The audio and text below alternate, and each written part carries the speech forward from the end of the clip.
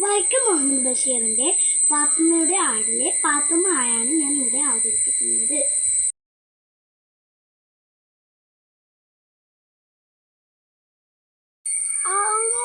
നിന്റെ ആടിന് പള്ളിയെ പൈസ നിൽക്കുന്നുണ്ടോ?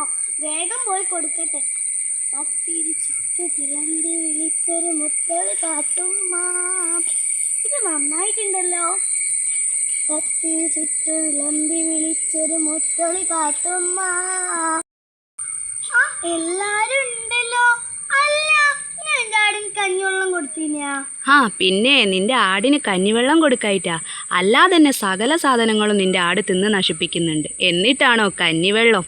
നിങ്ങൾ എന്താ വെച്ചാ പറഞ്ഞോളി. നിന്റെ ആടൊന്ന് പെറ്റോട്ടെ, അപ്പൊ നിങ്ങൾ എല്ലാരും എന്റെ പുറകെ വന്നോളൂ. നിന്റെ ആട് പെറ്റാൽ ഈ സുബൈദാനെ മറക്കല്ലേ പാത്തോ. കുറച്ച് പാല് സുബൈദാക്ക് തരണട്ടോ. തരും നല്ല അടി വെച്ചങ്ങോട്ട് തരും. നിന്റെ ആടിനെ കുറ്റം പറഞ്ഞിട്ട് പാല്